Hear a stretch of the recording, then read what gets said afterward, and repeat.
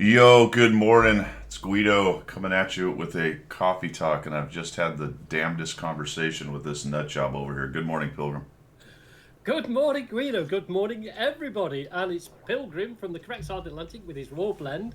Been missing for a couple of weeks, but I'm Yeah, back now. I've been missing because I planned something. I think he hit his head. I Oh, yeah. believe, or I don't know, something. My gasts are flabbered. Are you flabbergasted, Yeah, sir? my gasts Well- are flabbered. All right, so I'm just gonna set the stage, and I'll let you take it away. But the question to me was, what are you doing in 3 years?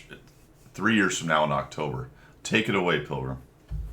So, 3 years from today in October, or 3 years from October this year, my plan is to climb Mount Everest, and I want Guido to come with me. So it's the stage is in the initial stages. I've got some details and I've got some support worked out, and the funding will eventually appear as we move along. But my plan is to climb Mount Everest, and I will take pictures.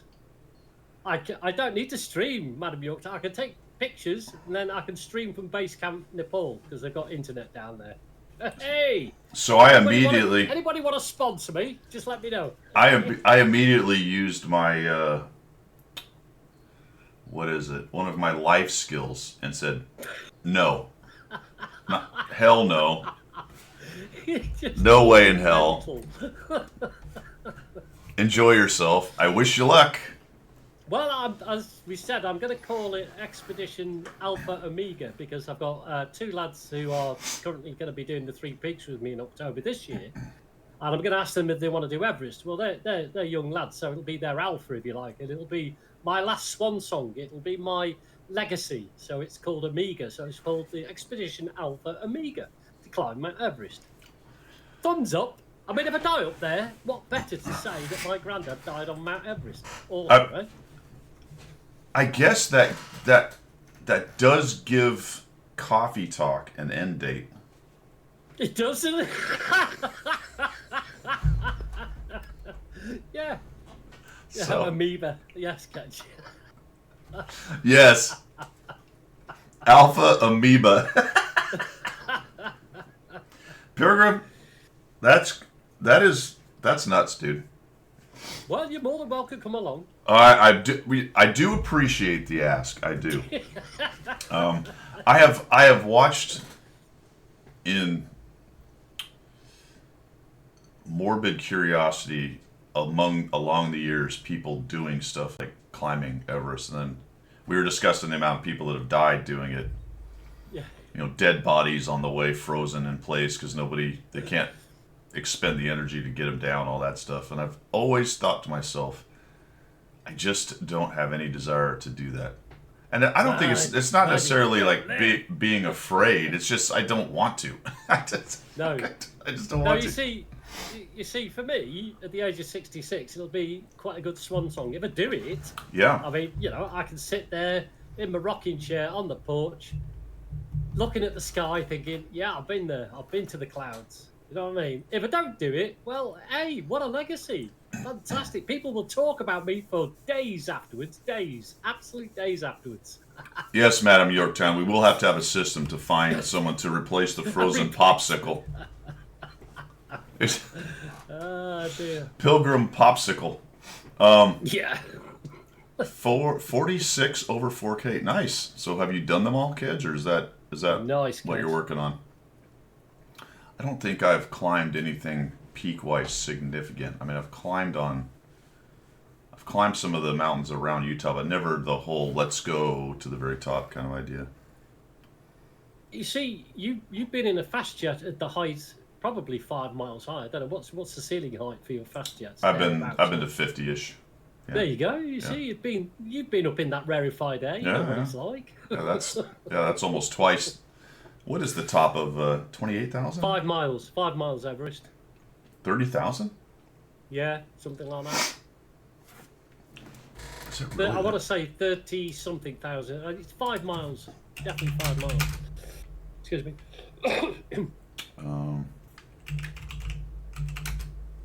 Who's Everest? height? It is. Thing is, you can- 29,000. Wow. 29,000 feet, yeah. Yeah. I mean, that is 9,000 feet above. Like the death zone starts at about 20, Yeah. and that is 9,000 feet above that. That's crazy. Hey, it'd be fun. It'd be fun. I don't mind if people want to send me something. I can, it'll have to be small enough to be able to carry. But if you want something personal, taking up Mount Everest and photographing at the peak, I could do that. I'm doing it for my sponsors. Want to get some sponsors, that is. So yeah, we'll have a Guido 1212 something up there, won't we? Yeah, I can. Brute climb the basement stairs. Well done, sir. I can climb the stairs at the cabin and get to about 7,900. So I get to the top of those stairs. There you are.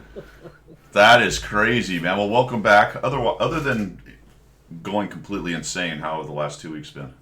No, they'll be good. We've had a little bit of a vacation, just local, going out doing stuff. I've managed to retain the fluff on the face. Ah, yeah. Yeah. Look at that. Yeah, she's. I think she's resigned to it, as she was resigned to my quotation 3 days ago over the breakfast table. Oh, by the way, in 3 years' time, I'm climbing Mount Everest. She just looked at me and went, "Yep." Carried on eating her breakfast.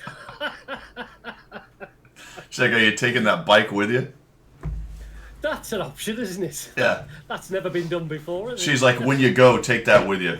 That way, when you disappear, I don't have to deal with it. So, Dear. you said $30,000 cost. Does that count Yeah, all of the travel and the... everything. Don't you have to Yeah. pay the Nepalese government fees? Yeah, you've got to. First of all, yeah, you've got to. Your flights in and out, your visas, your basically it's a tourist pass to the government.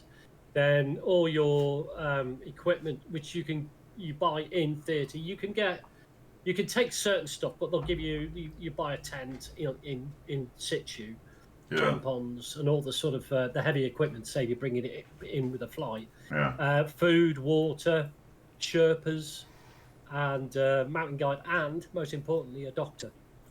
You must have a doctor on the expedition. Include funeral stuff and life insurance. Actually, Stigler, life insurance. You've got to. Does the you've got to doctor go to the specialise top, life or does he have to stay at the base Well, camp? he'll go to base camp because he has to monitor your altitude, Yeah, sickness, and all that sort of stuff. And then when you get to base camp Nepal, you'll get a decision from the doctor whether he feels you're fit enough to do the remainder of the climb, and then everything else comes into play. So if the weather's not right, then the mountain guide won't take you, and you don't get your money back. So it is a big risk. Wow. Big risk. Oh, so you yeah. can't just hang out there until the weather's good. You have a Well, you get a week somewhat either side. fixed. Okay, week either side. You get a week either side. It's about a 3-week expedition. Yeah. They can pull it forward a week depending on weather. They can sort of delay it by a week, but you're probably talking 1,000 feet, 3 days to do 1,000 feet. So, it's like plod very slowly. From the Very top slowly. base camp, you mean? Yeah, from the top base camp, 3 days to reach the peak. Wow. Yeah. That So it's but it's all in the planning stage, and I'll keep everybody updated. I'm going to start a diary at some point in October this year, and Yeah. then I'll just update people on a monthly basis over coffee talk. all Just right. keep them all in the loop. See where we are. That's the damnedest thing I've Mental, ever heard. isn't it? All right. Hey. Awesome. Tanks. I don't know what's going on with tanks. Who knows? I don't know.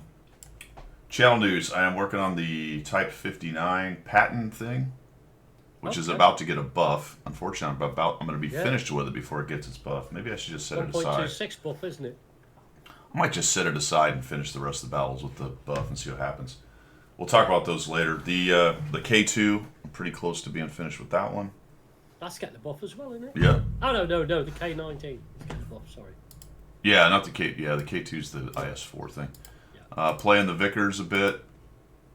How many Okay. battles do I have in that dumb thing now? You sort of like that tank, don't you? I do. You- I'm not doing Yeah. particularly well in it, but I do like it. Oh, okay. I mean, I'm not 30% anymore. I clawed my way back to 50, so that's okay. You're not 30%. Yeah, I was down at like 33% at one. Yeah. I did release a DCS video yesterday, so that's out if you guys are curious. Saw that, yeah, yeah. Check that out. Did some old school ACM with Slick and O'Brute. And that's it for channel news, man. We do have some more guest help videos this week. I think I have another. Oh, good news. Good Yeah, news. I think I have another one or two to make for you guys. But if you've got anything interesting, chuck it at me.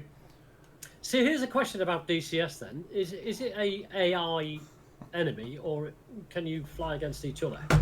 You can do both. Oh, can you? Oh, okay. Yeah. So do you like team of three it, or do you just like? Well, for ACM, Brute is the enemy. well, I set up a mission, I guess,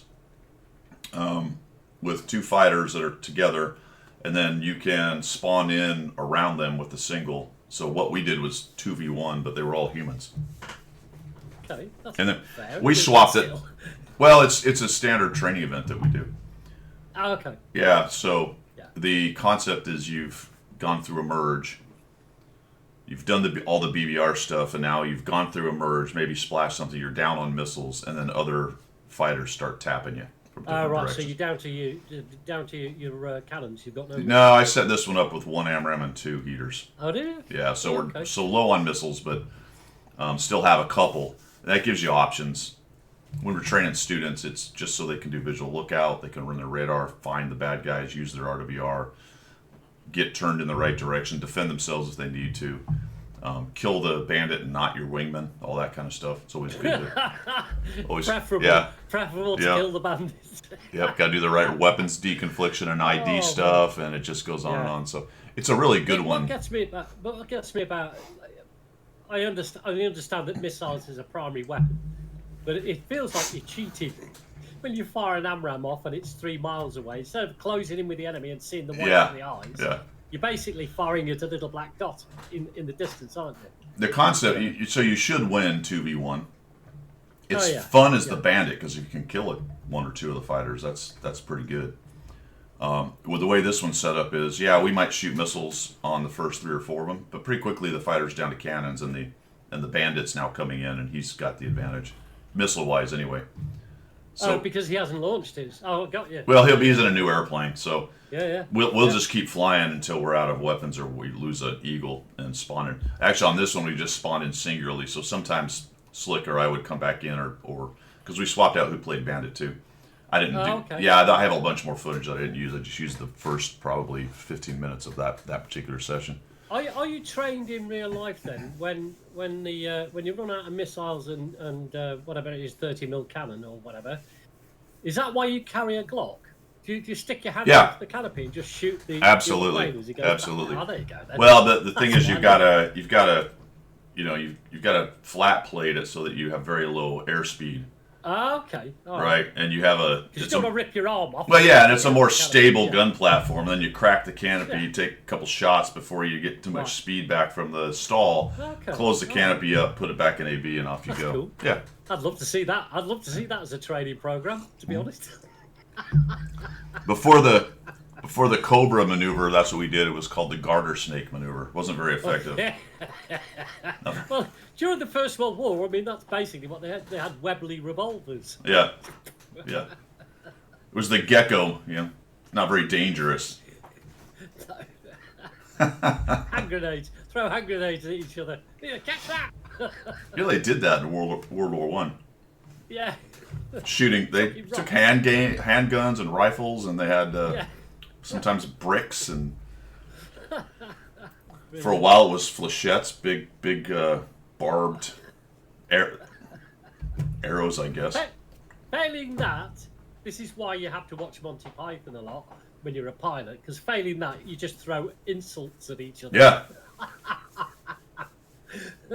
Oh, dear. Hey. so yeah, at the beginning of World War One, there's a lot of stories as the pilots would go by and basically wave at each other.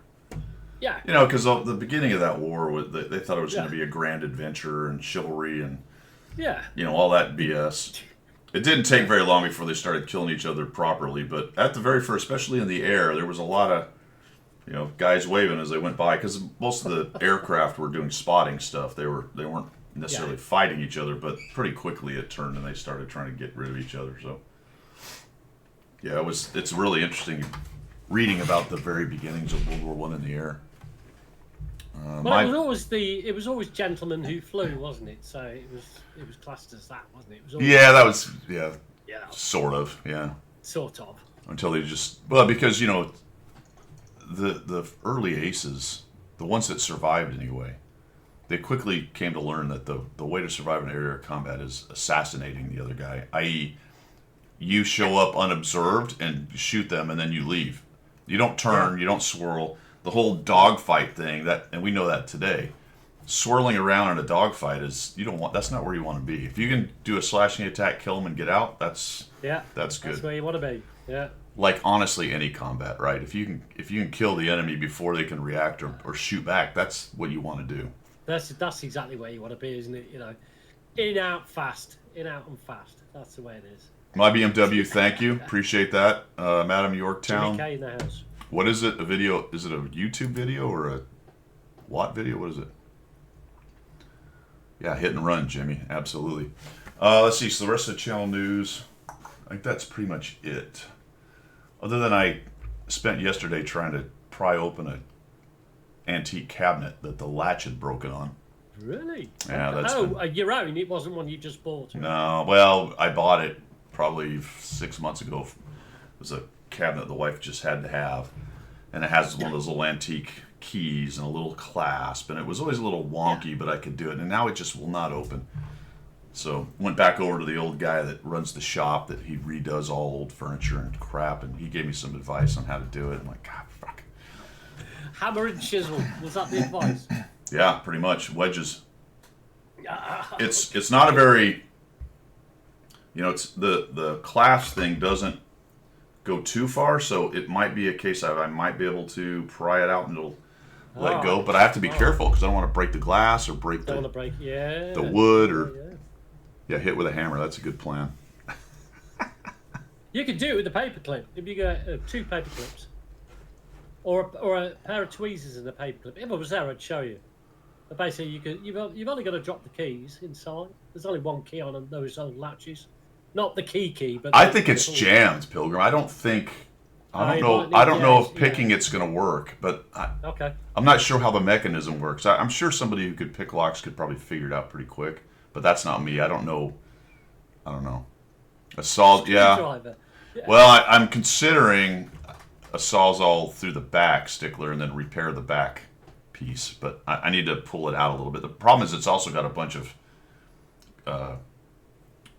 plates and dishes and wine glasses and crap in it. Right, so I can't horse it around. I know, right? So I can't horse around with it too much. No. So I don't know. So that's on my list of the thing that just appears out of nowhere that you had no intention of dealing with for half the day. Yeah, and you haven't got the toolkit to do it with either. No. The good news though for us is football has started again. Oh, has it now? Has it? So you're going to be glued to the box most weekends then? Yeah, I like watching. I am not a sit down all Saturday and Sunday and watch all the games. I will occasionally watch part of a game. Sometimes it will interest me enough that I'll do the whole game. It sort of depends, but I don't spend a whole bunch of time. I do pay attention to it though and follow it on the news because I'm interested in it, but I'm not a sit down all day and watch football. What's your team? The Gators? Is that what they're called? Yeah, Gators. Gators. So you're not the Jacksonville. That's pro. Oh, is it? Yeah. Oh, okay. Because I've signed up to the Jags. Yeah. I get a news feed off them every now and again. But yeah, it's cool. I think Howie. Yes, I'm getting away with it as well. Leeds won on Friday. Don't know who Leeds are. Is that the round ball with the kicking? That's the one, but I have no idea who Leeds are, to be honest. So we'll leave that right there.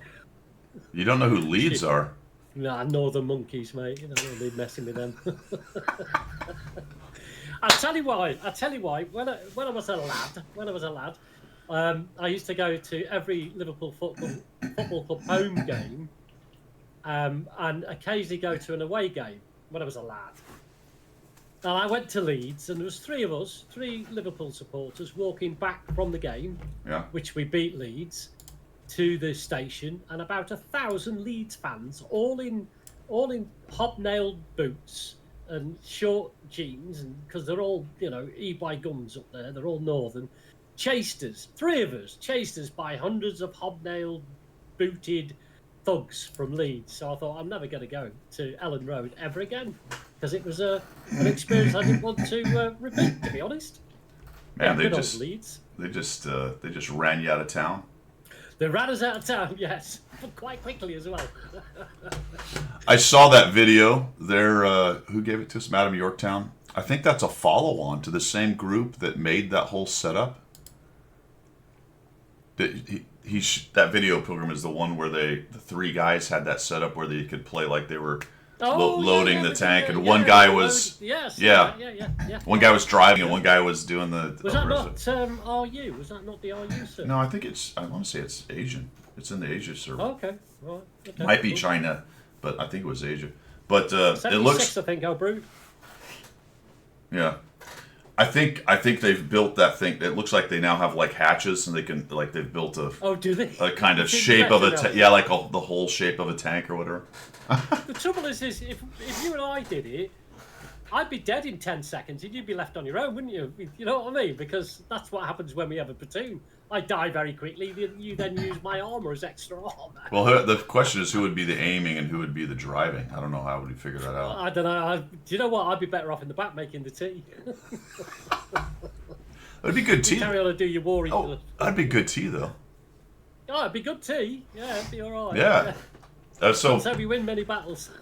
yeah, but then maybe overall a win. The tea will be nice. Yeah, there you go. Yep. The chatter will be good. Play a man. Oh, the Manicore only needs 2 people. There you go. Well, that's fair enough. Yeah. Yeah. Oh, that's too much responsibility for me. That's what. Yeah. That's yeah. Crikey. That's too much. See, Brute was part of the Leeds thugs that chased me out of Leeds. There he is. Look, see? He was there.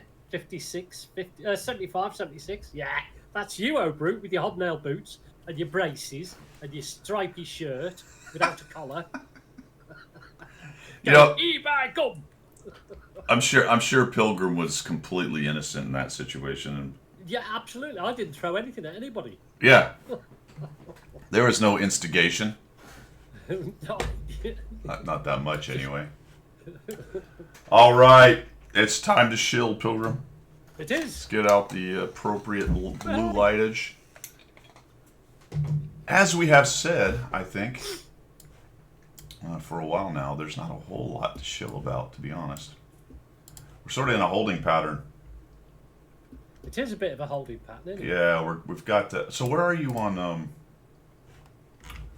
Where are you on? Third chapter on what? Battle Pass. Yeah. Third chapter, but this is EU account. Third chapter halfway through. Okay. On my NA account, second chapter, quarter of the way through. Quarter of the way. Yeah. And Frontline, I've been playing Frontline all this week on my EU account. And the trouble is, these days, it doesn't give you as many credits as it used to. I used to make millions, but probably breaking even, maybe just a little bit profit out of it. But so I'll still play it, though. It's still fun. So I haven't done a lot on the NA this last week. So, but today and tomorrow, I've got a day off tomorrow, so I'll probably play a bit of NA tomorrow. I totally forgot about Frontline this time. No kidding. I got up today, was doing the prep for this, and I went, "Oh, Frontline's been going on. When's it end?" I'm like, today? I'm like, God, how did I don't know. Just missed it. I didn't play a whole bunch this week, actually.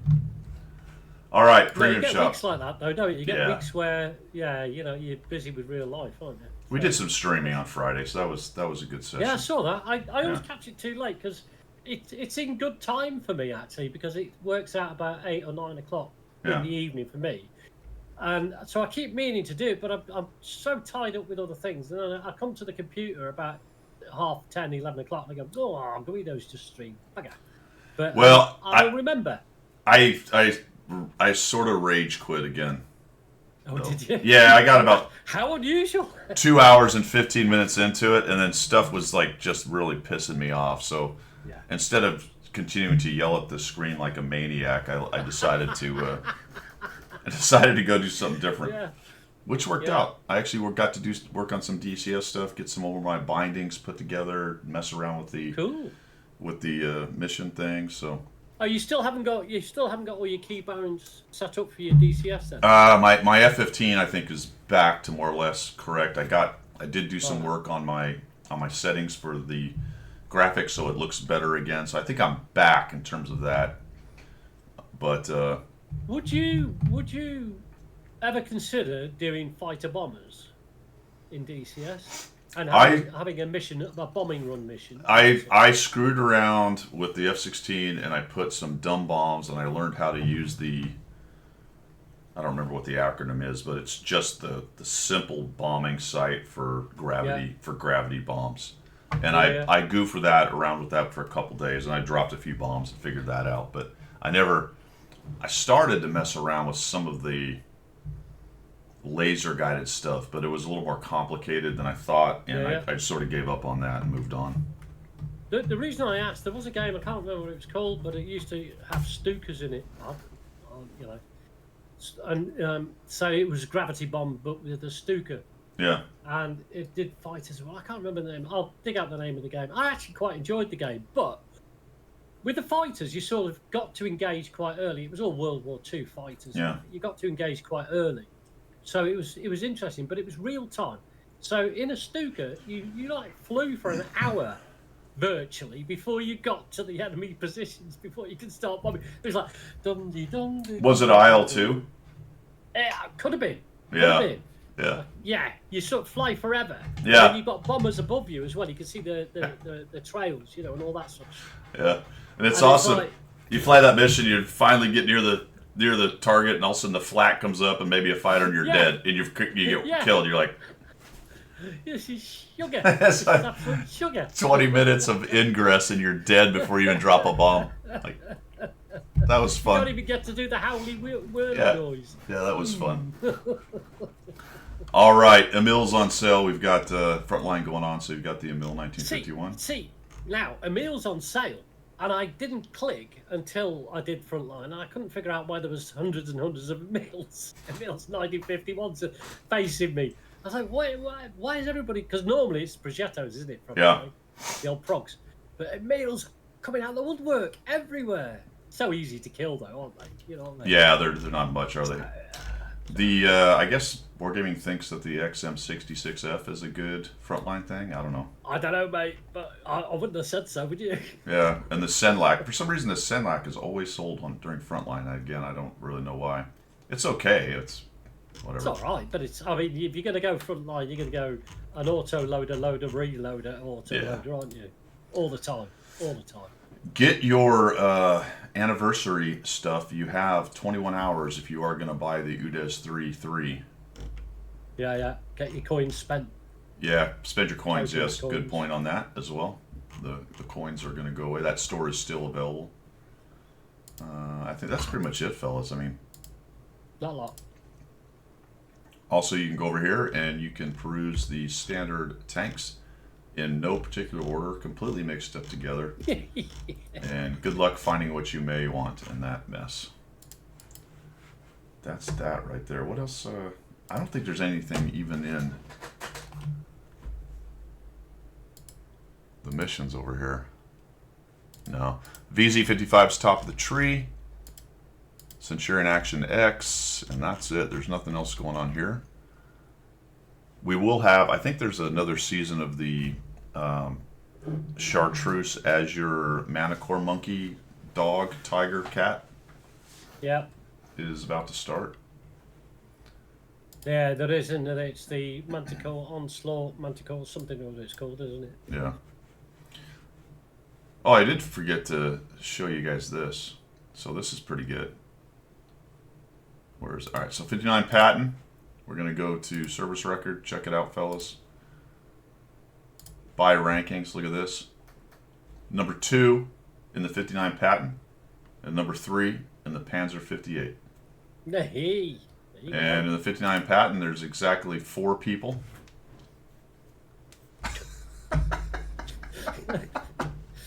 One of many.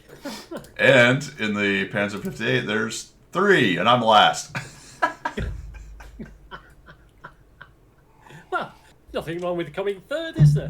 Bad gray matter just edged me out at 4,911. That's funny. Dear. Ukrainian missions, but you had to claim them on the website first. I did not know that. Well, let's go take a look at that. Yeah, you can. Yeah. You just, it's a button click, isn't it? It's a click claim missions, and you claim them. So if you go here, you go to an exciting Ukrainian Independence Day, and you go to this box. This is claim missions, which am I not logged in? I'm not logged in. All right, hold on. I bet there was more actually on the website for sale because I was not logged in. Oh no, well I don't know. I mean, I was logged in, but things for sale were fairly standard. There wasn't anything that stood out. I mean, they're pushing the 3 frontline tanks, as you know, they're pushing it to say buy these. But All right, claim missions. They probably end today, yeah. So we got 3 missions. 25th ends 25th, I think. Yep. All right. It was So going on since the 23rd, wasn't it? 23rd to the 25th. looks like some PRs and some decals. All right.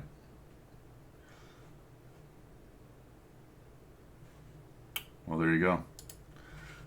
Doodads. Doodads, decals, and stuff. Doohickeys and doodadules. What else we got going on? I think that's it, man. Let's take another peruse through the premium shop. I wonder. I think. I'll tell you what is interesting, and it's all to do with the exchange rate. I do know that, but the various items that you can buy for gold, you know, the gold packages with the silver attached and blah blah, Fort Knox and so on. There's an actual £20 difference between buying one on NA and buying one on the EU. Really? So if you want Fort Knox, it works out at £95 sterling to buy it on the NA, and it's £72. Sorry, that's a lie. It's £82 on EU. Wow. So there's like a £10-11, which is what, $15 difference. And that's all to do with the exchange rate. Yeah. So it's funny how that sort of works out, really. Yeah, if you've that got an NA sucks. account, you're living in Europe, yeah, you're paying more for it. Yeah. Oh, they're sequential. Yeah. And all you're getting is decals and stuff, and a couple PRs. There was nothing else in there worth it, right?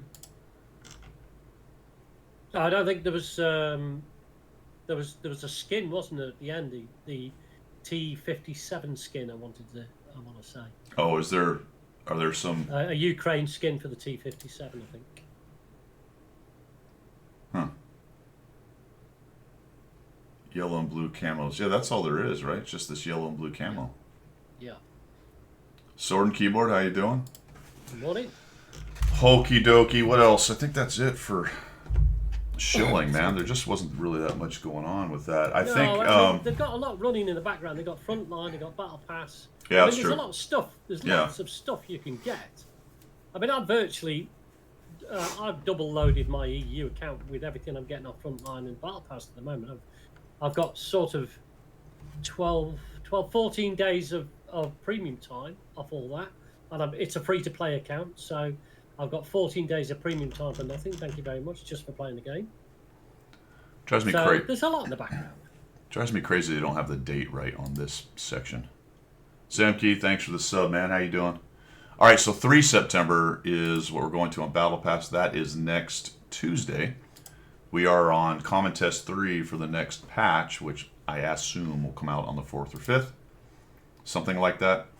Yeah, there's a lot to 1.26 which they didn't cover on the patch 3, on the Common Test patch 3. It's just technical stuff. There's no new stuff in there at all. Yeah, and we've got to jam another Battle Pass in between Christmas and all that stuff. So the next Battle Pass, I believe, will probably be coming up pretty quickly. A day or two after this last one. I gotta get. Yeah, these. see, Sword and Keyboard managed to get 14 days of premium.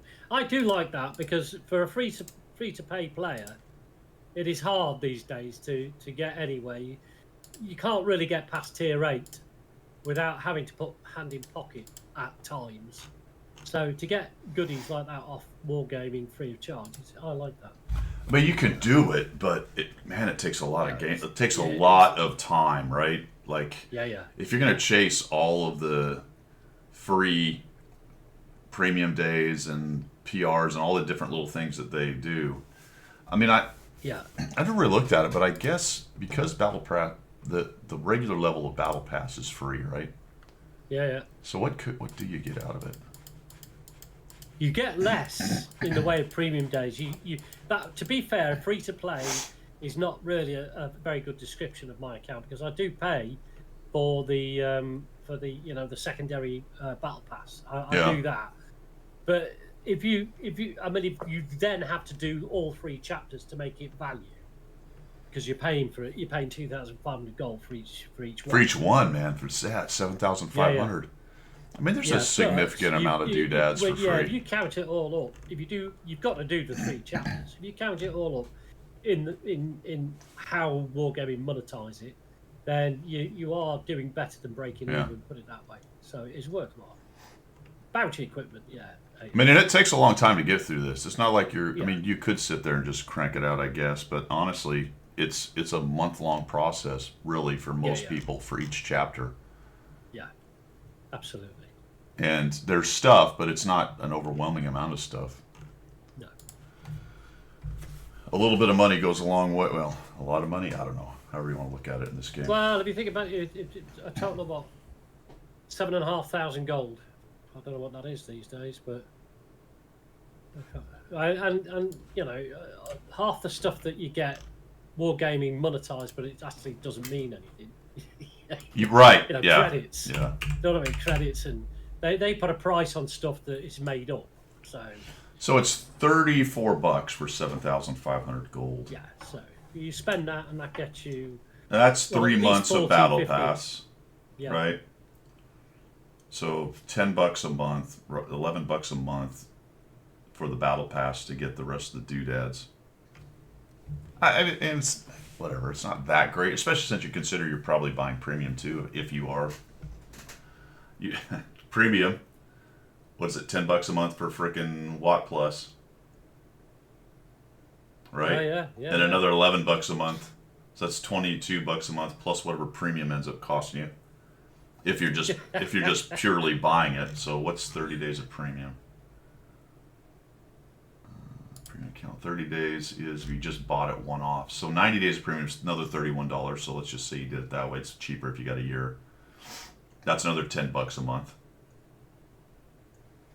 It's $30-something a month to get Watt Plus, 90 days of premium, and Battle Pass. Yeah. 30 a month. Now you can save if you got 360 days of premium, then it's much cheaper. It's more like $8 a month or so. Yeah.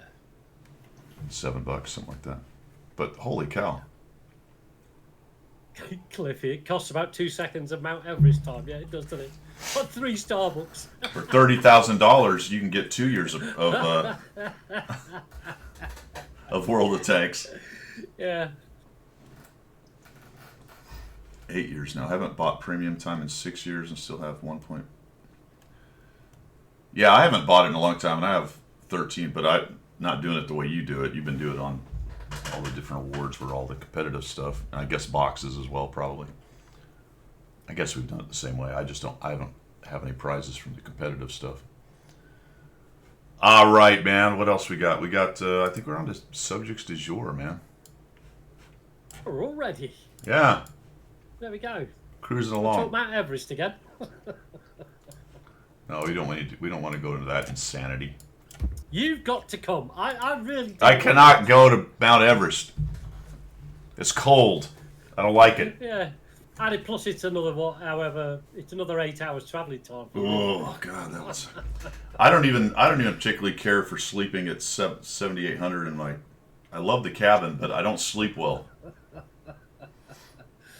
I am a certified lowlander now here, living at sea level in Florida. You're a swamp boy. Absolutely. You're a swamp boy now. You ain't a mountain man anymore. You're a swamp boy. I'll go to the beach though, anytime you want. Or a beach bum, yeah, you're a Yeah. beach bum. All right, let's see what we got going on, man. There's some goofiness going on here, fellas. All right, so there's a lot of information on some of the new RU tanks. These are not ours. Might they be? I don't know. The Slog P was 46. Some kind of heavy tank. Looks like I had tier 10 heavy promotional for the Poles. Again, RU. There's the ATAC 2, which is a US tier 9 premium light tank. Interesting. And then we've got the 25T, which is a tier 8 heavy tank for the RU, or for USSR. This was an interesting article here. They're a little bit subjective, but the point of this is that they're saying the 3D departments are better in Lesta than they are in Wargaming. Well, who do you employ? That's the question, isn't Yeah. it? I mean, if you're employing people who are not skilled at that, then you're not going to get a good effort out of it, are you, for crying out loud? Now, I don't know, because I'm looking at these two. So they're presenting these two screenshots as an example. By the way, look at the old school garage that Lesta's using. Yeah, well, I want the old school garage. Yeah, right. I hate Remember it. that? Yeah. Not this thing, but that. I think that's just straight up the old school garage. I don't know. They're showing this with glowing things and all these cables. I'm like, okay, is that better? I don't know. Right? I don't know. You want to feel like it's proper, old school, mechanical-y, sort of, all this fancy smancy stuff. You don't need any of that. Don't need any of that. So yeah, I mean, I don't know. Is that cooler than maybe? There's that, and then of course this is the Wargaming one. I don't know. I don't see much of a difference, to be honest, in terms of quality. Are they just saying they don't like the way it looks, or are the actual 3D elements worse quality? I don't know that much about 3D modeling, so I can't really say. And frankly, Well, I don't particularly like this one either, but I prefer it over this stuff. Me, anyway, personally. You know what I'm saying? Yeah. It does have the flux capacitor. It goes to 88 miles an hour.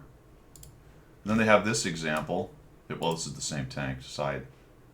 So I don't know. I don't know what to think of the article. It's like, okay, whatever. I don't really see a big difference. These actually look like scaled up electronics from a computer to me, which I think is obviously the idea.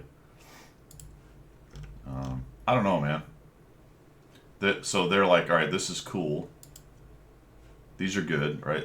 They like this, but they don't like this. Well, it's a weird comparison because this was a collab for a cartoon, which it looks like a cartoon tank. That was the point. Yeah. That was the whole point. That's why I had a shiny G.I. Joe one and Right. a red Cobra thing, and whatever else cartoons they throw in the LED lights on your tank. Yeah, I know, old dog. And they like this one better. Like, what on Yeah, earth? you see, you've got to say that maybe that's appealing to the 12-year-olds that play this game as opposed to, like, grown-ups. Yeah. Uh, Although I don't understand what all these wires are. Do you know what this stuff is? no. Go faster stuff. Like the white stripes on the cars. Make it go faster. Well, I'm not sure what that's supposed to be. Some kind of sensor stuff or something? I don't know. Keeps the seagulls Oh, up? maybe they're taking a book out of the current Russian strategy of putting cages on top of tanks to stop the drones attacking them. Maybe that's it. Maybe it's a forerunner of a cage. Whoa. It does look like an electric fence. That's what it looks like, some kind of electrified thing. A drone jammer? Maybe Winterlander, yeah. I don't know. Maybe it is some kind of antenna for jamming drones. Keep the seagulls off them, Key. Yeah, absolutely. So I don't know. It was an interesting article. I don't know if I necessarily agree with it. it does show that they're kind of doing two different things. Here's one you'll if you guys liked the LED lights on your tank, you're gonna love this. I still can't figure out what the hell it's supposed to be. It's hard to see. It's hard to see. Like, what is this? I think it's supposed to be a scorpion stinger, but it's kind of off to the side. And it's got these other. It's got all these gold doodads all over it. What? Yeah, no, yeah. But why? You got to ask why. Why? I don't know. What a name! I love that name. The Napalmer has tuned in. Hello, Napalmer. Great name. I love the smell of napalm in the morning. That's what his missus says to him. Yeah, Kedge, that's the stinger. That's what I'm looking at going, what on earth is this all about? Then it's got... Oh, is this... This is the stinger you get. Oh, the Onslaught. Is it the Onslaught prize? Yeah. It's got a goldy thing at the end of the barrel as well, whatever that is. Well, that's the Onslaught, one of the Onslaught medals or whatever, right? Pimp my ride. Yeah, the way I read it is you've got to win. You've got to whatever it is, several levels to be able to get the full effect. You sort of get bits of it as you go along. Ah. Man so, in Yorktown, I found an easy way to make napalm. Are we discussing making napalm here on Coffee Talk? So if you're like Diablo and you have the red badge of courage, the red badge of World of Tanks courage, you're going to have a stinger, one of these bad boys, all pimped out. Okay. Oh, and you're going to look good when you're in your tank. That's right. Season of the Azure Chartreuse, Manicore Lion Dog. It's on. It's on, fellas. All right, what else we got going on here? Lot console, we don't care. Major Tom, morning. Lots of ads in this site. Oh, here's 5 surprising life skills you can learn from playing World of Tanks, Pilgrim. Go on then, give me the first one. Yeah. Don't climb Mount Everest. That's number 6. This is. I just added it. Made that up. I just added it. Patience, knowing when to act. If you have a habit of acting irrationally, especially when you are under pressure, what is a great game to help you adjust? No. Oh man. Oh, I love these articles. So this is a paid article, guys, that the Armored Patrol put that it's like every third article is one of these idiotic things. And they're always, I think they're all, yeah, so they always have links to crap. It's hilarious. But what does it say here? Links to crap. For example, if you find yourself in a traffic accident and the police get involved, patience will allow you to keep quiet until your Rockford car accident lawyer is present. That is great. That is fantastic. I love that. That's definitely a life skill. There was a lawyer on TikTok and some of the other social media for a while. I'm sure they're still around, but they are like criminal lawyers. And his thing was, his thing was, all right, you get in trouble and the cops are asking you a question. What's the first thing you do?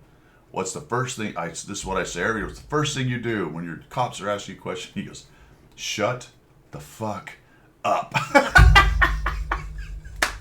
Stop speaking, and then you're not in trouble. That was his big thing. He's like, look, shut the fuck up. Strategic thinking, preparing for success. Each time you play what? You must think for yourself and for your enemy at the same time. Okay? With strategic thinking, you can quickly adjust. All right, what else we do? Every experienced WOT player... We've got that boiled down. We've got that boiled down to a single phrase. So all that bullshit we've already dealt with. We've got win your flank and then go back. There you are. So this article must be for this Rockford car accident guy. Gotta be, hasn't it? That's actually fascinating because I wonder if these are. I wonder if these are. What's the word I'm looking for? Set up for the region you're in, because I don't. Yeah, it could be. Yeah, I'm pretty sure Rockford car accident guy is not someone that works in the EU. No, I've never heard of the dude. I mean, and he sounds like he's an American lawyer. You know what I mean? Because that's how they sound over there. Sorry, it's not Godfrey Blenkinsop and Sons Limited, is it? Yeah, that's right, oh brute. That was the classic one in the Fighter Squadron. Tell the new guys, think about what you're going to say it to yourself in your own mind, and then shut the fuck up. Yeah.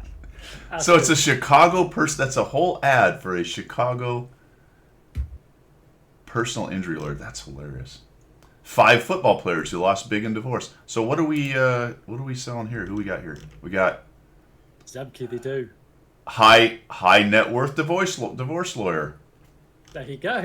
There you go. Yeah, get more than 50% from your nuptials. I wonder how much they get paid for that crap. Here's some stats actually for the tier 11s at Lesta. Again, not probably coming to us, but I was curious what a tier 11 might look like. What is the actual tanks? Have you got a list of them? Well, I do, and I don't remember what they all are, but one of them is this one, which is the Object 279, but not the early. This is the other design, the thing that was supposed to be the nuclear resistant tank. Right. It's got this weird shape. 4 tracks, but 560 damage, which is pretty good.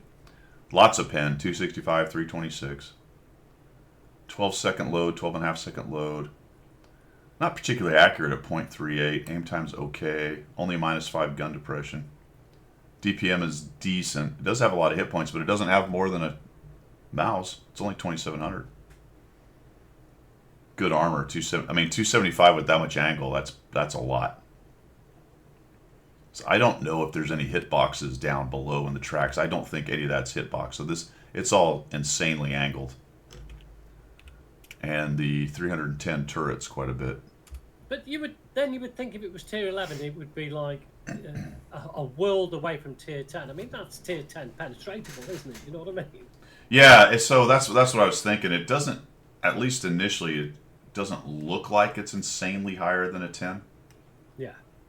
It doesn't feel like it's the jump from 9 to 10 like a 10 is, but Yeah. I wonder if it's a credit sync though. I wonder if it's tier 11, the repair costs and everything else are crazy, you know? The thing about this thing is I don't really see any real weaknesses. What's the side armor? Okay, so the sides are 120, although they're still crazy angled. Yeah. So don't know, man. I just thought it's 55. It does 20 backwards and 55 forward, which is actually pretty good for a heavy. I mean, there's mediums that only do 55. Yeah. Well, yeah, the heavy ones. Yeah, that's what I'm saying, Diablo.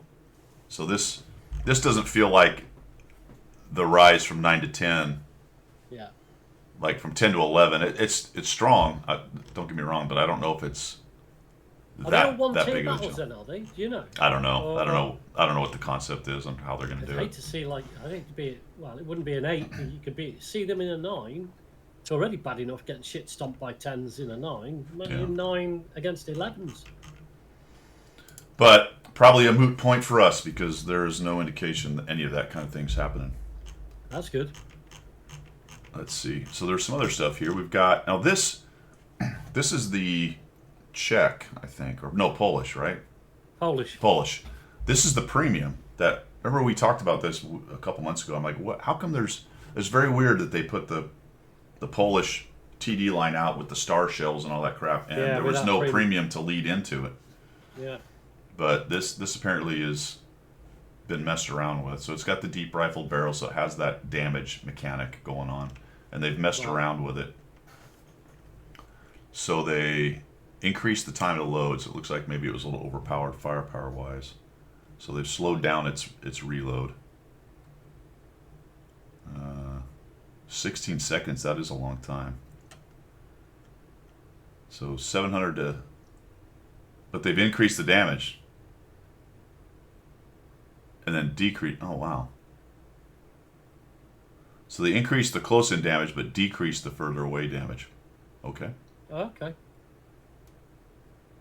Which is probably more logical, isn't it? As the shell drops or the shell loses kinetic energy, possibly. So that's wild. Yeah. So what it did is it increased the close-in damage DPM by about 160 or so, 150, and decreased the decreased the 500 meter from 1400 to 745. Wow. No, big 50% buff. Wow. Not buff, nerf. Sorry. Wow. No.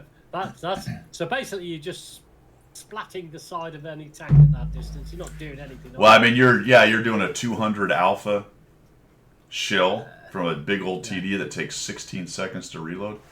Yeah. Wow. And it's just going splat like a wet pudding. That hurts. Yeah, HE. You're right, Cliff. Yeah. If you're gonna fire at distance, just fire HE. Yep.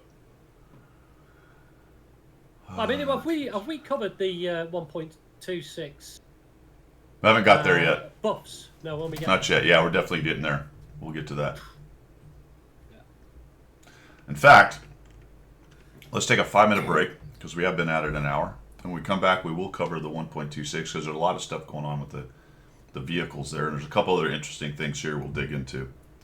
But yeah, pull people off the red line. Good luck with that. 5 minutes, fellas. We'll be right back.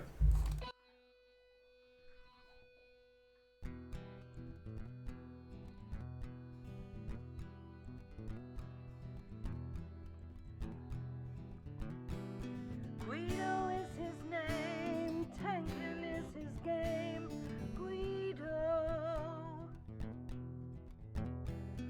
Guido is his name, tanking is his game. Guido. Now in the shadows came a mysterious chap who spoke in a tongue with strange dialect. He offered his help to the mighty Guido to bring some laughter to his love of speedos. To the coffee talk they both came to bring the message of winning ways to all and sundry and the masses. Yes, that's right, lads and lasses. The damage counts and flexing back will keep you on the right track. Guido is his name, tanking is his game. Guido. Guido is his name, tanking is his game. Guido. So in what, if you want to progress, then seek out Guido nonetheless. With his sidekick Pilgrim, he has a message that to win you must be aggressive. The position and place that you must seek, for the winners only, not the weak. The guru speaks, so listen well. His voice rings out like the Liberty Bell to bring you all to Unicom land, or to die hard trying in the sand. Guido is his name, tanking is his game. Guido. Guido is his name, tanking is his game. Guido. To the swamplands came the mountain man to teach his wisdom and pay his due. A man with a name only known to a few. All right, we back. Got a fresh cup. What else is in here? We have Mastering the Arsenal, a comprehensive guide to Counter-Strike weapons. Rebalancing we'll cover in just a second. Comet Test 3 is going on right now. I thought there was another. That's the rebalancing stuff. Oh, here it They're is. still doing the advice from Wargaming on how to play tanks videos, aren't they? Because the latest one out is armor. Yeah, That's quite an interesting one. yeah. I mean, it doesn't go into it fine detail, but it does give a good overview of armor, use of armor, and stats against armor, and so on. So it's good. Been grinding the 59 patent on all 4 accounts. Nice, man. Yeah, nice. Glutton for punishment. You might want to wait till it gets the buff. 1.26. Yeah. I'll show you the buff in a minute when we get there. But so here's some information on the mechanics for these loot boxes that have levels. So in them you can see a large number of vehicles. The fact is these boxes are divided into rarity, and stage. Each stage is responsible for its own tier. Everything starts as usual, so you buy the boxes, you start opening them. There will be a 1.3 chance of getting a tier 8, but there's a 20% chance of getting tier 2 and 3 loot boxes, tier 9 and 10 vehicles in them respectively. So, and here's where things get even more interesting. Because the loot boxes for tier 9 tanks, the chance of getting a vehicle increases to 5, and loot boxes for tier 10 increases to 10. Changes also affect so standard loot boxes, the drop of tier 8 remains the same at 50, then tier 9 drops to 40 and tier 10 to 20. But I assume that means you have to have rolled a tier 10 loot box 20 times in that time. Yeah. Yeah. Yeah. Indeed, Madam Yorktown, they have, haven't they? Yeah. So what they have is the Object 168-701. Again, this is on the Chinese server, so who knows how much of this will be the same, or if even at all. But there's 2 clones, the Shrek and the Basante. Yeah. Alembic, AT, Panhard, these are all stuff that's already been out. So there's only 2 real new tanks. For tier 9, there's 2 new ones, 3 older ones, of which I think I have 2 of those. BZ. And then at tier 10, it's a clone of the BZ-75. 1 new tank. Look at this. You know what that is right there, Pilgrim? Where is it? What's the WT-12? I can't see it yet. Somebody will put it in chat. No, it's not, is it? It's not. It is. They're desperate to bring it back, but they've got no justification to bring it back, have they, really? Yeah, it's a waffle. And then this is a clone, I believe. VZ, I don't know why it doesn't say clone. Isn't the VZ-55 Gothic? Isn't that just a VZ-55 clone? I think it is. Yeah. That should say clone. So there's 2 clones, a waffle, and then the Chieftain Mark 6. Mm. It has more alpha, really. No. Again, I don't know if this same concept is coming. Definitely Madam Yorktown, M50, add it.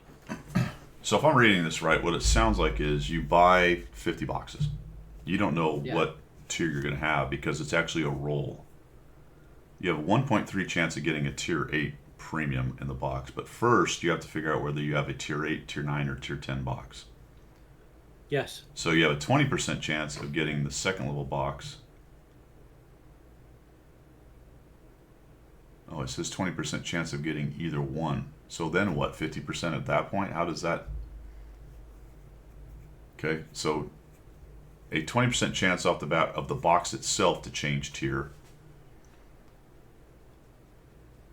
If you do get a tier 9 box, then it's a 10. Vehicle is at 5%. If you get a tier 10 box, the vehicle's at 10%. 100% chance of getting 2 clones first. Yeah. Yeah. Guaranteed. Guaranteed you're gonna, and no gold compensation because it's a clone. So it's the same skin. Yeah, absolutely. And that's why they're in there, because they don't want you to automatically get the new tank, right? So you have a chance, you're going to get a tank you don't have, and they've added 2 clones into every list. Yeah. For example, for me on tier 8, I have the Alembic. I don't think I even have, do I have the AAT-60? I don't know. That's a tier 8 US tank, right? Yeah. What is it? Is it a TD? I don't know. Is it a TD? No, it's a medium. I have it. All right, so I do have that. I have the Alembic. I have the Panhard. I do not have a meal. I don't believe. I might. Do I have a meal? I do. I do have the meal. So, but I don't have a Mars.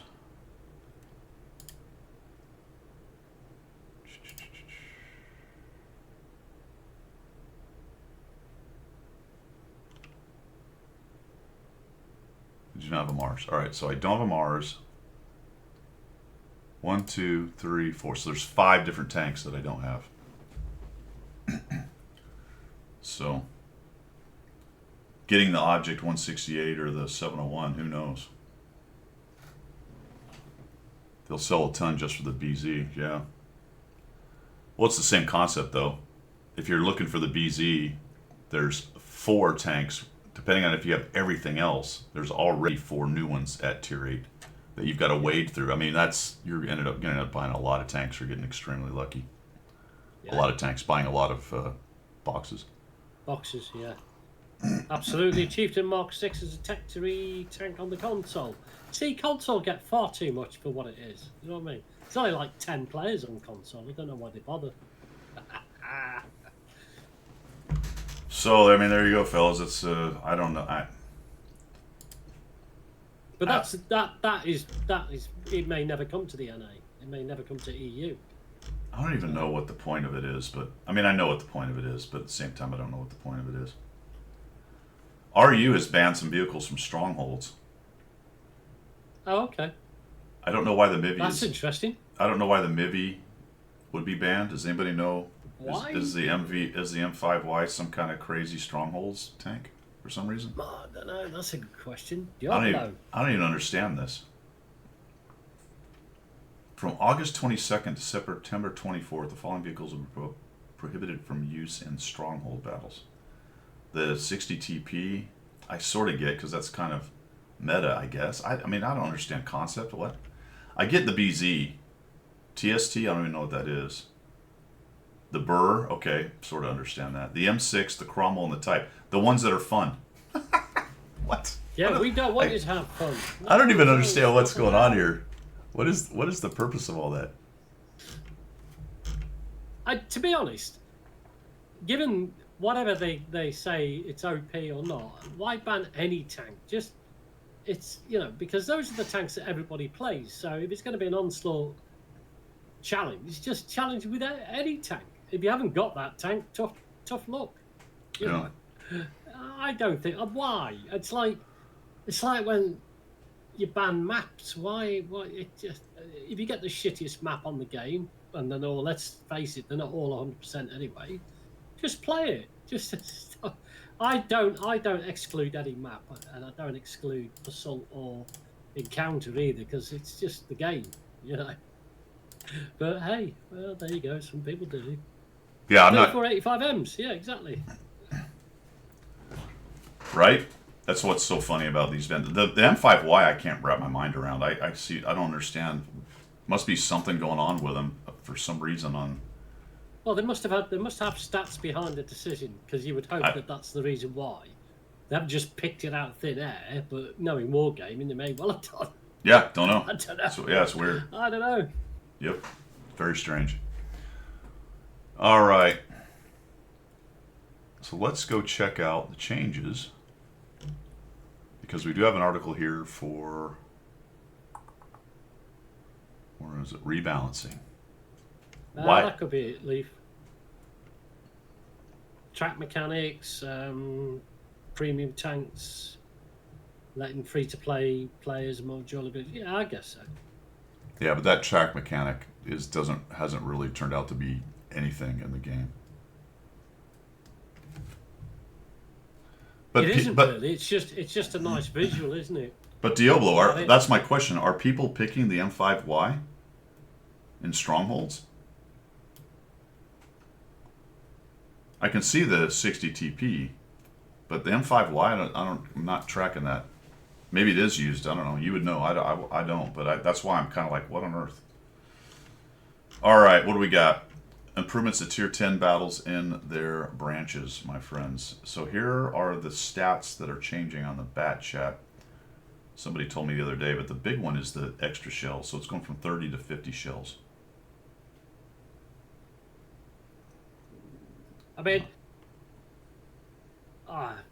my opinion, those particular type line of tanks are top of the game anyway, and now they're buffing them yet even better. Well, I think that bat chat's not falling on hard times. It's definitely Do you not. think? Yeah, Do you it's think? not a popular tank. It's not. Oh, no, and it's not a popular tank because there are better tanks that do the same job, but I do like to play it. I mean, I think I've got it at 50-51%. Yeah, it definitely got power crept big time. This is a pretty big buff. I don't know if its shells were a problem. I know it was a problem, but I don't know how often people ran into it. But at this point with 50, you're good to go pretty much. It will make things like sniping with it a little more comfortable because you're going to tend to miss long range shots. Dispersion, the rest of it's kind of a gun buff. The aiming time's a little faster, and it's overall dispersion. So we got a decent dispersion buff from 0.38 to 0.35, which is so it's going to be better for sure. Those are all. There's no negatives. It's all a bonus. Everything's looking up for Bat Chat 25T right there. But it's an end game. It's an end game winner, like most light tanks anyway, or mediums. That's medium, yeah. Yeah, it's but it is an end game winner. It's not something that you're going to have. Those buffs won't have that great an impact, I don't believe, at the very beginning of the game. But it will give it overwhelming advantage towards end game. Yeah. Having that sort of dispersion at distance. Well, that's a good player buff. I mean, obviously any buff's a good player buff. That's definitely a good player buff because it's all gun handling-esque and more shells to work with. So that's a good buff for it. The Patton is a little bit faster, very slight dispersion, very slight aiming time, and a little bit more engine power. So that's a much smaller buff. Yeah, but it is mobility. It's giving it better mobility, I think. Yeah, a little bit though. This is more of a this is a pretty big buff right here. This is a lot. This is a more subtle buff right here, and then the K91. It's a pretty significant gun reload time. This is a pure DPM buff on it right here. Yeah. So this thing, which already fired quickly at 6.3 or so seconds, 5.7 seconds. Now it's firing even faster. And the turret traverse. Oh, they gave it 360-degree turret. Yeah, Pig Wow. is suggesting that it's pretty broken because he did it during common test. Yeah, full rotating turret. Yeah, look at that. Gun depression over the rear. Yep, no more of that. Second best. 9 degrees over the rear. Nice. It's already pretty high on the DPM anyway. Okay, well there you go. 9 degrees off the rear. That's pretty funny. Okay. And then what they did is they messed around with the modules. And this is all just streamlining like we've seen in the game. Here's the Bat Chat, so this is what it looks like right now. It's got 3 guns and some other stuff. So what they're doing is dropping a gun out. They're dropping a radio out, so there's a little less to. Although I think this is the AP, so this is the tier 9. Sorry, right before. But this is happening along the lines.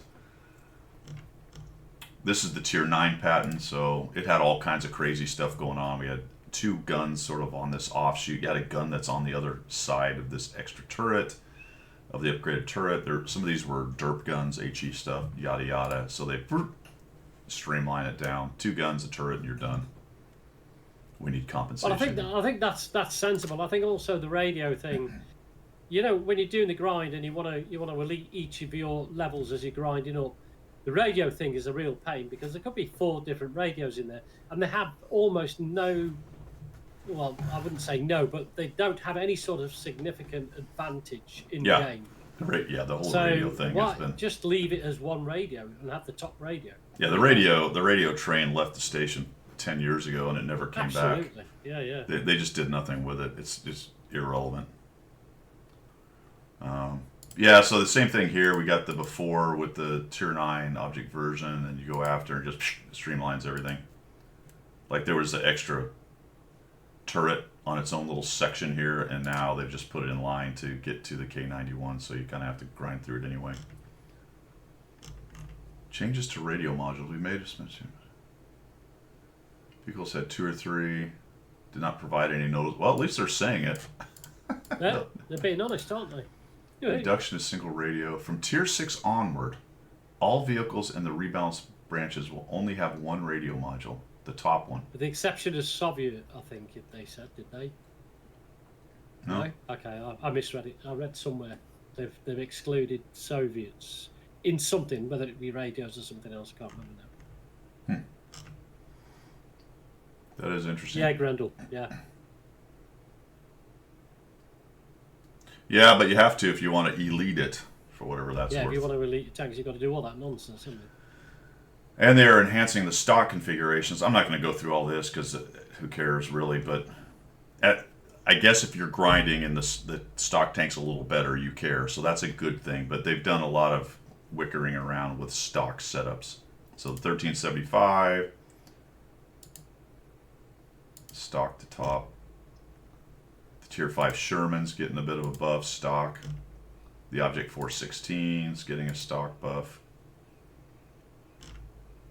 Now these are cool. Here are some. We covered these last week while you weren't here, Pilgrim, but these are just like relatively random premiums they're buffing for I don't really know what reason. This tank doesn't even really exist in the game for all intents and purposes. I have no idea why it's being buffed. What did we see last time in terms of battles? 100 something? Let's look for that thing again, because it's a head scratcher. I mean, fine, if it needed a buff, great, but at the same time, what? I think it's the easiest to find with battles. Well, maybe it got played more than I thought. Where is that thing?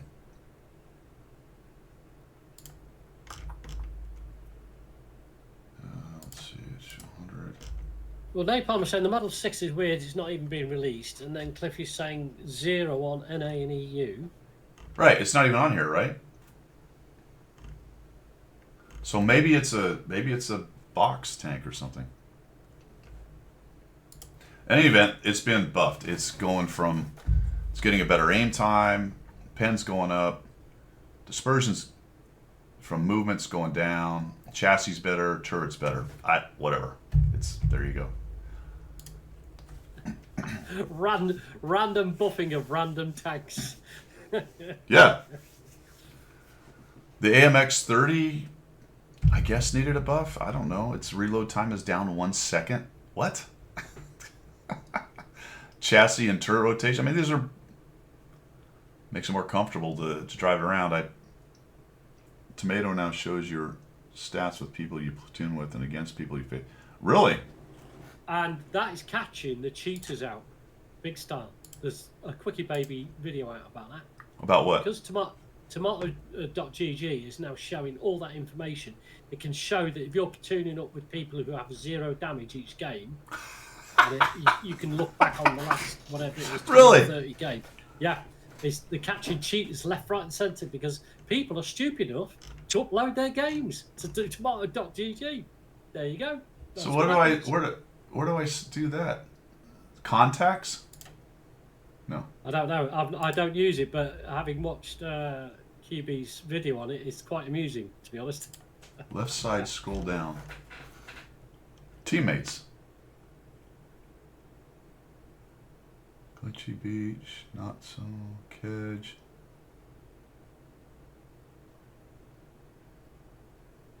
Huh. Random fun. That's one. Show enemies. What does that do? Well, again, it's showing that if you load into a game, and a third of the enemy team are bots, which you've fired into the game to cheat, it's showing it. It now shows it. So. Huh. So you can see a trend if you got 3 or 4 games with the same names being loaded in as the enemy, and they got 0 damage, but they've sat there and been farmed on cap. It's just like blatantly showing you're a cheater. It's awesome. Pilgrim, I hate to say, but my win rate with you is only 43%. See, I told you I die very quickly, and then you fail to capitalise on it. That's your fault, not mine. At least you can't accuse me of being a cheater. Yoo-hoo. Apparently, I platoon with Yoo-hoo the best. There you are. Zemke and I are at 61.72. Lee Fan 60.55. That's fantastic. Diablo 60.47. I'm bringing Diablo down, actually. Yeah. That probably speaks more about me bringing Diablo down than anything else. Data correct. Huh. Kedge, we're at 87.5, brother. We are tearing it up. I don't even remember playing with any of these guys. Is it just... I don't platoon with any of these guys. What's the rest of this stuff? If they're on my team? Oh, it could be, yeah. Part of your team. Oh, it's just the amount of times I've run into them in the game, and then and their stats happen to be on here, kind of idea, I guess. Huh.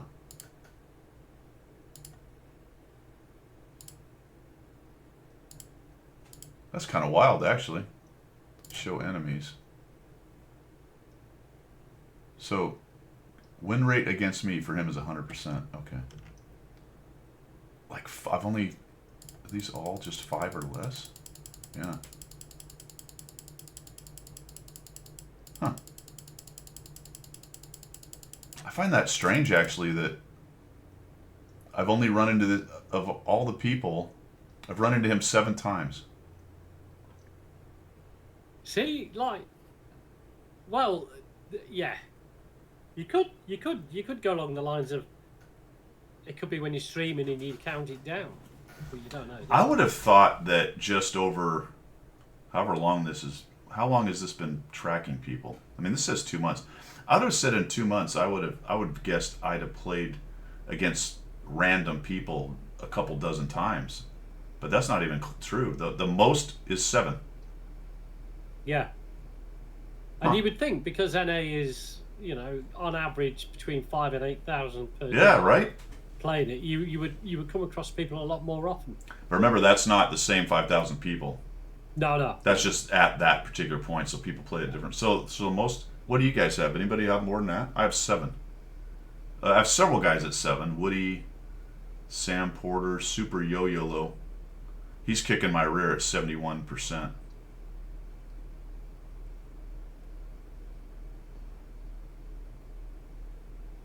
See, that says his win rate is 57% against me. Is it compared to his regular win rate? I guess it's his regular win rate is what that's trying to do. This guy's trouncing me. Every time I meet Vanek, he crushes me except for one time, it looks like. So what's that going to do? If you're getting game, you see his name, you're just going to drive to the nearest river and drive. Yeah, I'm going to start using this. Yeah, definitely. This is part of my this is part of my pre-game, my pre-match analysis. Pre-match analysis. And if I see Vanek, I'm just going to drive straight just drive to the water. to the river. Yep. I believe that's probably the best use of that. Yeah. Cool. Interesting. Looks like my win percentage against some guy named Diablo is 100% though, which is interesting. So, Maybe Diablo needs to drive into a river. Every Yeah. time he sees your name. people I played against on the enemy 4+ times and they lost all times. I don't know what to make of those numbers, because how many of the players, where do they get this data? Is this API data, or is it only... No, I don't upload anything to here, so that they're able to just grab this. Wargaming must have given them access. Well, they have access. Yeah, there is public API that they grab from, so I'm assuming more or less everyone who's played is involved here, but I'm not sure how they get their data and what the limits are to it, but interesting. All right, so the AMX, we've got the 59 patent. Here she is, baby. What am I getting? 0.2% aim time. Yeah. Dispersion during turret rotation. But here's the biggie, fellers. 280 alpha from 240. So that is Big, a isn't it? Is that pure DPM buff on the old 59 patent. Sweet. Which, to be fair, with the pattern is being. Also, I would have suggested an armor buff, but there you go. Greater than what it's got. A reduction of the hatch. Yes. It is. Absolutely. I have so many examples of just getting abused by that giant tumor, man. Just there are certain spots where other flatter mediums can actually be not shot, but not this thing. And it's just funny. You collect shots in that tumor constantly, and it's so It big. becomes magnetic, isn't Oh, it? dude, it's amazing. It is absolutely amazing. CDA, so he's getting a gun reload time buff, an aiming time buff, movement buffs, and some more hit points. 200 more hit points. Look at that. Can't argue with that. That's a decent one. The object's 730. So it's going down to 0.42. It's at 0.46, which is really painful. So that's much better. Aim times It's not great, decreased. but it's better, isn't it? Right. Yeah. You wouldn't say it's great, but it's better than 4.6. Holy cow. Yeah. 460 is almost a 100% miss rate, isn't it? Yeah, you have to be close. I think that's it, fellas. Comment test, onslaught. I thought there was one other. Don't know. That looks like to be about all that's fit to report on, though, fellas. Just like that, tomato.gg is all purple and green. You should be all purple. What's green? Oh, green meaning all your stats going up. Mine has been hit or miss. Well, you can see it. It's like, that's actually looks better than it did earlier when I The looked fact at that it. I've only got like three or four tanks, maybe not even four, that are purple. I like that fact. Well, my win They're all rate's like still struggling. Tier 4. Yeah, win rate's still struggling. I've been slowly decreasing on win rate. It's the only thing that's keeping me from moving fast is I have 100,000 battles. Yeah, But- it's what I want to say. It's the size that matters, isn't it? Yeah, You know, if you've got 100,000 battles, then effectively, to affect your win rate, you'd have to lose 10 on the run or something to have a percentage drop. So you know that's the bonus of having that many battles. yeah, Kedge. Mine's been in the low 50s pretty consistently, as you can see right here. Even in the last 60 days, it's at 54. Last 1,000 battles, 56. That's nowhere near my 58%. Although excuse time. I play a lot of bad tanks doing the 100 battle challenge. So So is that yes? I don't Yeah. I don't play top tanks, not very often. No, you don't do what every other CC does and just show your best games in your best tanks, do you? You hang out there, warts and all. I try to show my best games. I just don't have very many good games. Good job, I don't. But, I If mean, it's let's a be very honest. bad day, I do I show a know. lot of my best games. Yeah. Nobody wants to see me die in the first 10 seconds. I do that on stream fine. I do that all the time. You want to see that happen? Just watch my stream. You're going to get plenty of it. Yeah. Yeah. I just won't talk and turn my music all the way up. Don't worry about it. We will. I do win better. I do definitely win more with the Zemke, and especially with Diablo and Leaf Fan. You got Well, you do that because you play up, don't you? Because it's like anything. and you got good players, right? I mean, Yeah, if you've got good players around you, you up your game a little yeah. bit. If you can do some working together, that is huge. Over a session, a platoon is just going to do better, especially if you're good. Yeah. And we do. I mean, you see it. That's an interesting stat right there. It's 60%. Teammate, no. Yeah. So on the basis of that, if I keep playing with you, I'll get better and you'll get worse. So this is only platoons? It must be. Oh, is it? Not in not. Oh, okay. All right. So you have to be platooned up. I guess. I mean, I only have a couple. Oh no, I'm sorry. That went to. Never mind. This no. This is everybody because there's 683 bloody pages. What I was doing was going to the very last page and thinking there was only 2 pages, but I'm dumb. So there you go. So it's everyone you've run into. Excuse me. There's a lot of people here that I've played with multiple times just randomly. That's sort of interesting as well. Huh. That's a kind of cool little thing. I don't know what you would show recent unlock. Yeah, so they've done this. There's a lot of cool things this site has, but you've got to pay them.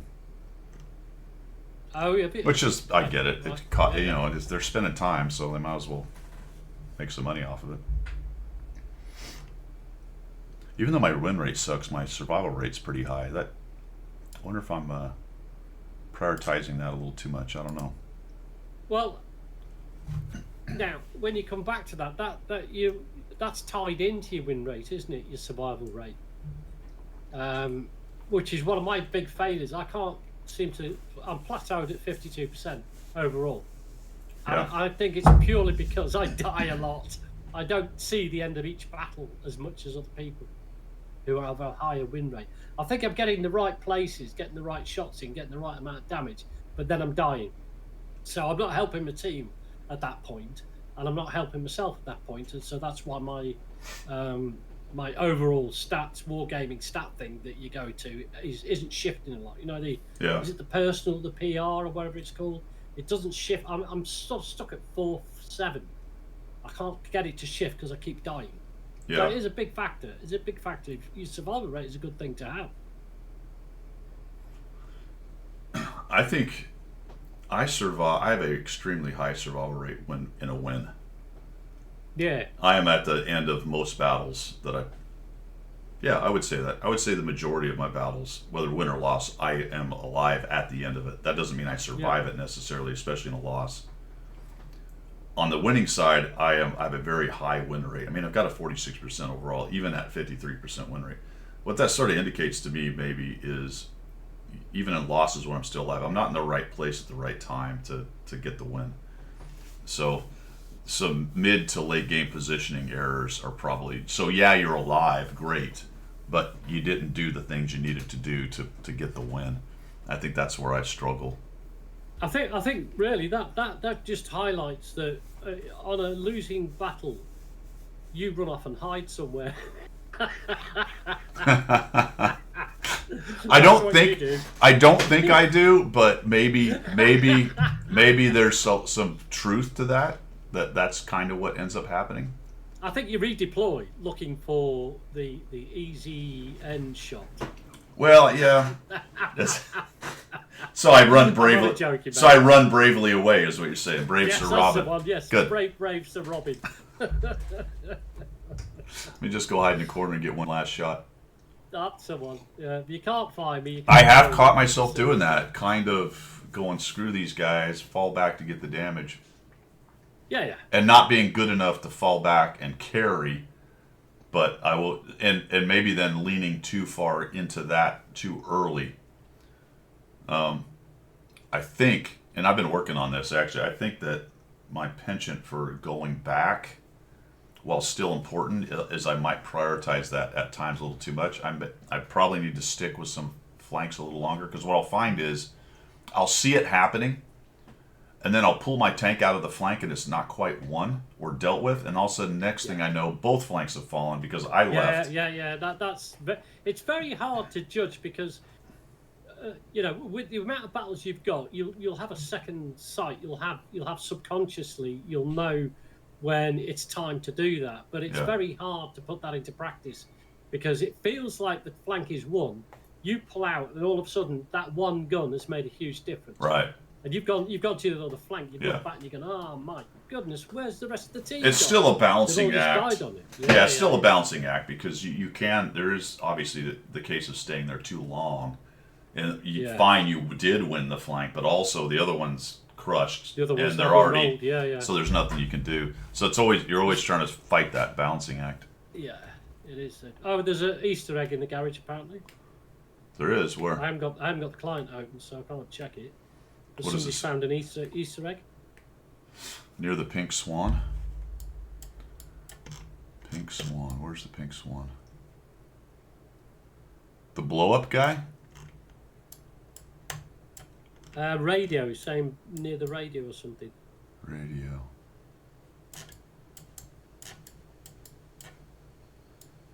Why can't I?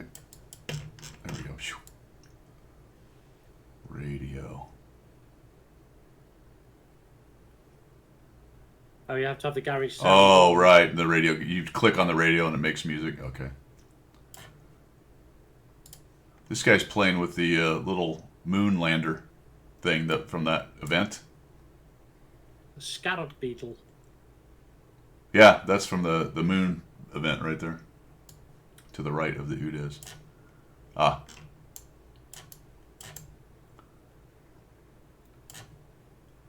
Blow up tank up there.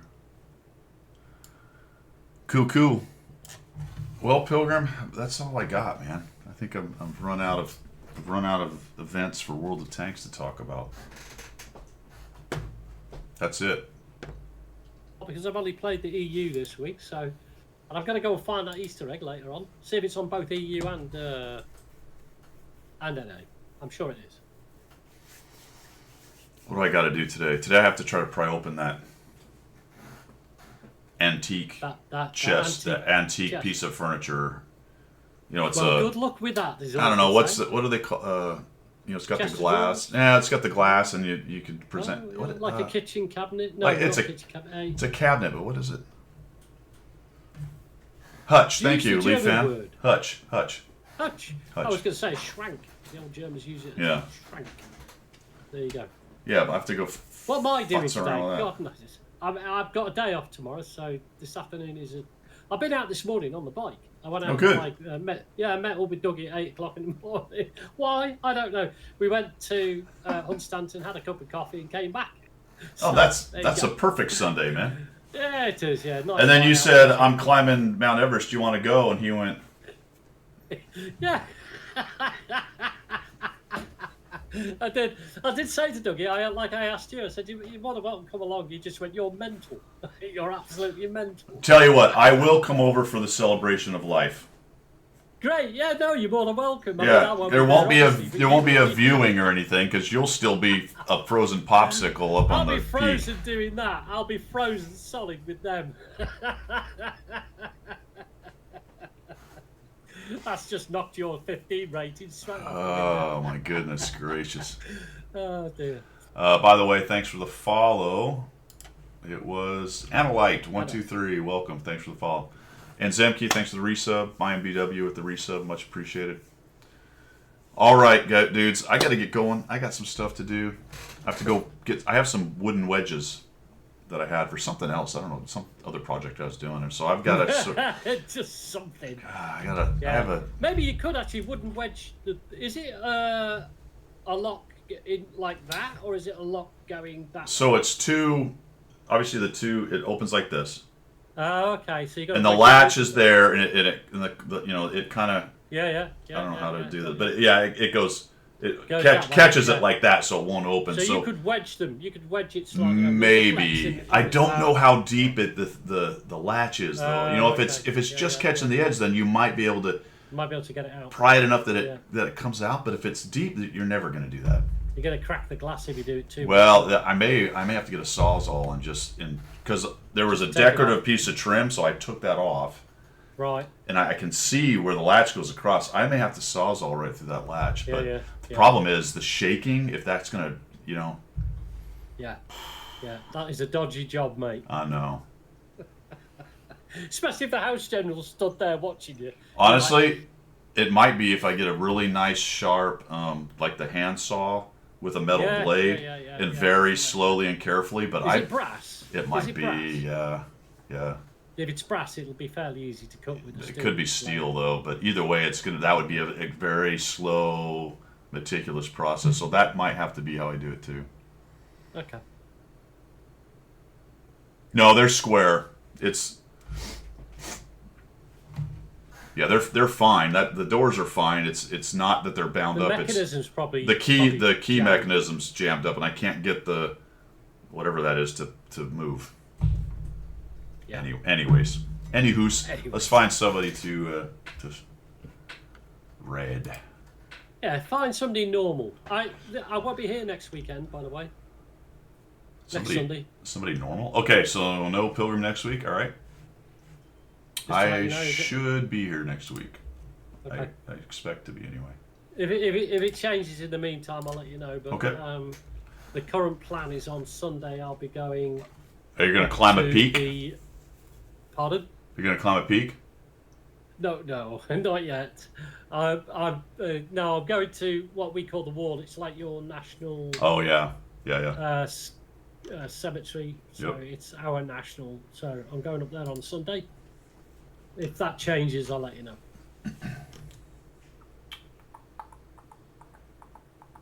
How about Arlington. That's what you guys call it, Arlington. Right. So go to the British equivalent of your Arlington next Sunday. That's cool, man. We'll go raid 2Cast Baboon. Took us underscore. There he is. All right, fellas. Pilgrim, thanks, man. Appreciate you coming by. Appreciate everybody else coming by. I am planning on streaming on Friday, hopefully. And Pilgrim will be practicing his climbing technique so he can go up a mountain. I've got 3 years. It's all right. I've got 3 years to get it. Yeah, just put it. I'd put it off for 2.5 years before you even start thinking about it. Did me training the week before. That'd be fine. This is Guido signing off from the left side of Atlantic. This Pilgrim signing off from the correct side of the Atlantic. See you guys.